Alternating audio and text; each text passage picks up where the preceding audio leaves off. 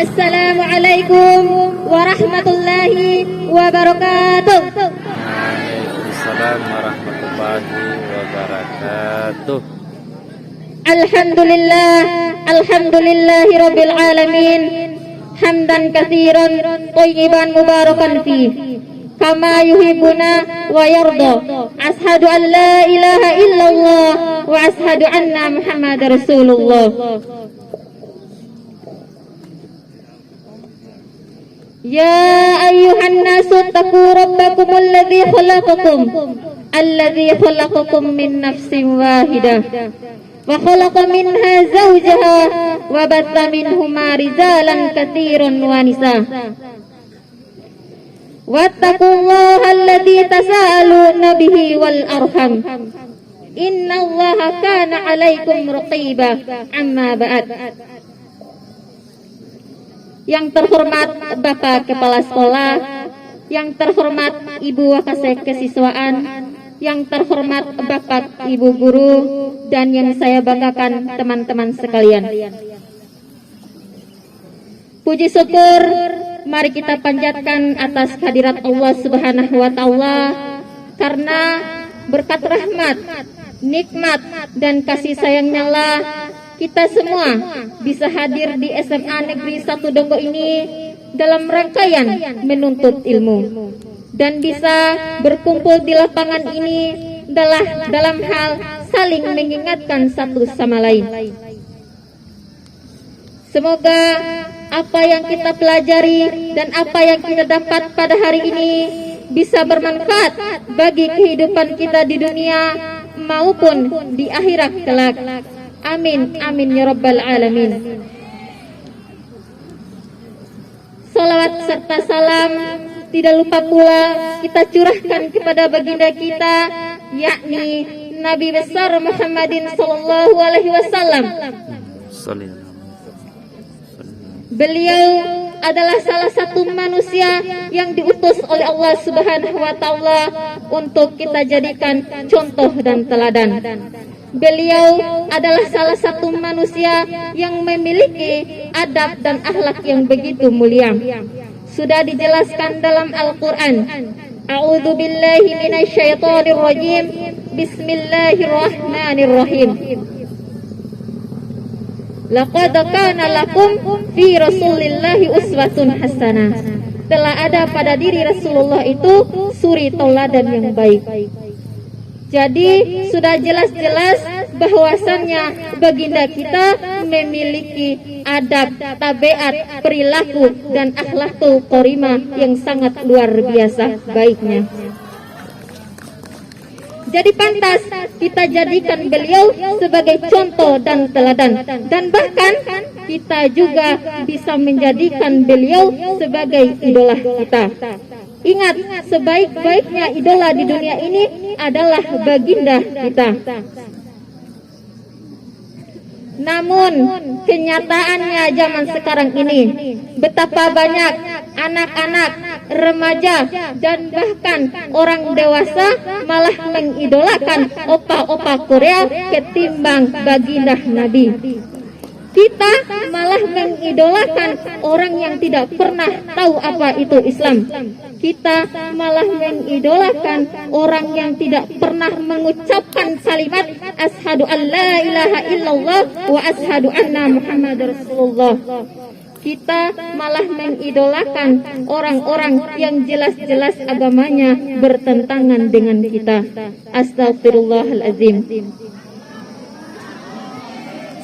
Kita malah menyampingkan baginda kita dan mengangkat derajat orang kafir dengan mengidolakannya.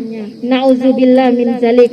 Semoga kita semua yang berada di lapangan ini tidak termasuk ke dalam orang-orang seperti itu. Yang terhormat Bapak Kepala Sekolah beserta jajarannya dan teman-teman yang saya banggakan. Tujuan dari berdirinya saya di sini hanya ingin menyampaikan sedikit ilmu saya tentang bagaimana tingkah laku kita di lingkungan sekolah ini. Berbicara masalah sekolah, maka tidak terlepas dari guru dan siswa. Siswa dituntut untuk belajar, sedangkan guru dituntut untuk mengajar. Itu semua merupakan kewajiban dan hak.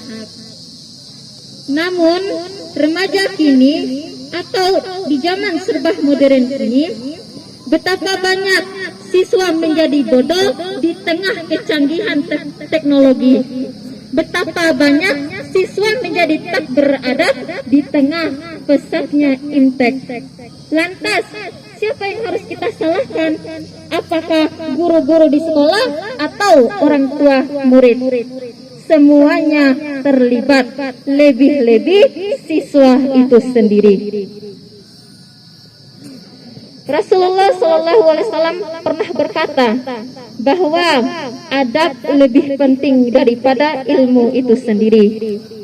Dalam riwayat lain juga dalam riwayat lain para sahabat pernah berkata, kami mempelajari adab selama 30 tahun dan kami mempelajari ilmu selama 20 tahun. Telah dijelaskan pula, dengan mempelajari adab, maka engkau lebih mudah memahami ilmu. Kita tidak perlu jauh-jauh mengambil contoh. Kita lihat di sekolah tercinta kita ini. Lihat di sekeliling kita. Atau berkacalah pada diri kita sendiri. Sudah semaksimal apakah kita memanfaatkan gadget untuk kebutuhan menuntut ilmu? Bisa dilihat dari prestasi-prestasi yang kita capai, dari pola perilaku kita sehari-hari. Faktanya saja tadi di lapangan, kalau nggak digembala kayak kambing, nggak mau datang di lapangan. Setelah sampai di lapangan, kalau nggak diperintah, nggak disuruh, nggak diarahin, nggak mau membentuk barisan. Dan yang lebih parahnya lagi, kita sering dihukum. Hukumannya apa? Jalan jongkok di depan gerbang. Karena apa? Sering terlambat. Dan lebih parahnya lagi, guru sudah menyiapkan gerbang untuk kita keluar masuk, tapi kita siswa malah membuat gerbang kita sendiri. Dan gerbangnya insya Allah ada di sebelah barat sana. Dan insya Allah apa yang saya sampaikan ini benar-benar adanya, sudah dilihat oleh mata kepala saya sendiri. Itulah kita, semakin kita menginjak usia remaja, semakin bobrok pula tingkah laku kita terhadap teman-teman, sejawat, dan bahkan terhadap guru sekalipun. Yang terhormat Bapak Kepala Sekolah beserta jajarannya, dan yang saya banggakan teman-teman sekalian. Sebagai seorang siswa terpelajar dan sebagai seorang remaja muslim, sungguh tak layak sikap kita kalau nggak digembala kayak kambing, nggak mau ngikutin nggak mau datang ke lapangan, kalau nggak diperintah, nggak disuruh, nggak mau ngikutin aturan. Kita sering tawuran, adu kekuatan, dan bahkan guru itu tidak ada katanya kita menghargai. Guru itu dilawan oleh kita. Di tempat menuntut ilmu bukanlah ajang untuk merasa diri paling benar, paling berani. Bukanlah ajang unjuk diri sebagai kelompok yang paling berani. Siapkan saja keberanian kita untuk melawan musuh-musuh Islam yang sudah terang-terangan menampakkan diri. Malulah kita saling adu kekuatan terhadap saudara-saudara muslim. Sedangkan terhadap musuh-musuh Islam yang betul-betul harus kita perangi, kita malah berdiam diri layaknya patung. Tidak peduli dengan kondisi umat, merasa bodoh amat terhadap diskriminasi Islam. Beda halnya pada zaman seorang pemuda penakluk Konstantinopel, yakni Muhammad Al-Fatih. Beliau masa remaja yang tidak ada kecanggihan intek seperti saat ini, tapi beliau memanfaatkan masa remajanya untuk melawan habis-habis musuh Islam. Dan alhamdulillah beliau berhasil memenangkannya dalam usia 21 tahun. Usia yang sangat muda. dan ada juga Zaid bin Tasbit dan Utsman bin Zaid. Mereka semua adalah teladan di mana seharusnya kita melekatkan kekuatan kita, keberanian kita bukan terhadap teman-teman sejawat, apalagi terhadap guru dan orang tua. Yang terhormat Bapak Kepala Sekolah beserta jajarannya dan yang saya banggakan teman-teman sekalian, Allah Subhanahu wa Ta'ala telah berfirman dalam Al-Quran surat Al-Isra ayat 7. Artinya, jika engkau berbuat baik, maka kebaikan itu untuk dirimu sendiri, dan jika engkau berbuat jahat, maka kerugian kejahatan itu untuk dirimu sendiri. Quran surat Al-Isra ayat 7. Ketahuilah bahwa ketika kita berbuat baik untuk orang lain, maka kebaikan itu untuk diri kita sendiri. Apa ruginya coba jika kita patuh? Apa ruginya jika kita berdamai? Apa ruginya jika kita menjadi siswa yang baik, anak yang baik, dan teman yang baik? Tidak ada ruginya sama sekali. Untuk itu, marilah kita sama-sama merangkul diri dengan sejawat.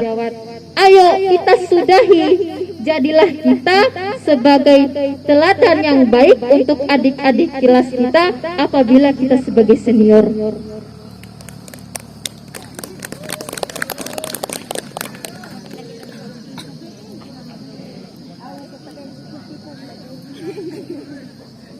Jadilah kita sebagai kenangan yang begitu indah untuk adik-adik kelas kita dan guru-guru kita apabila kita sudah lulus nanti. Jadilah kita sebagai senior dan junior yang dibanggakan prestasinya, bukan prestisinya. Allah Subhanahu wa Ta'ala telah menyiapkan fasilitas yang begitu lengkap. Dan salah satunya adalah teknologi. Jadi sebenarnya mudah kita untuk merubah diri, yaitu dengan mengikuti kajian-kajian Islam, kegiatan-kegiatan positif. Sungguh rugi tak kala hal ini banyak dilewatkan di depan mata kita. Mata tak kala melewatkan, mulut hanya bisa berkata andai. Ketahuilah bahwa penyesalan selalu datang belakangan. Yang terhormat Bapak Kepala Sekolah beserta jajarannya dan yang saya banggakan teman-teman sekalian. Di sini saya ingin menitip beratkan pada adab, bahwasannya adab lebih penting daripada ilmu. Bukan berarti ilmu lantas kita abaikan, tapi semuanya harus berjalan beriringan. Ibaratkan minyak dicampur di dalam air. Mereka berdua tidak mampu bersatu, tapi mereka berdua selalu berjalan beriringan. Karena di mana saat-saat ini krisis adab dan krisis moral merajalela. Mungkin itu saja yang bisa saya sampaikan. Lebih dan kurangnya saya mohon maaf. Fastabiqul khairat. Wassalamualaikum warahmatullahi wabarakatuh. Waalaikumsalam warahmatullahi wabarakatuh. Demikianlah tausiah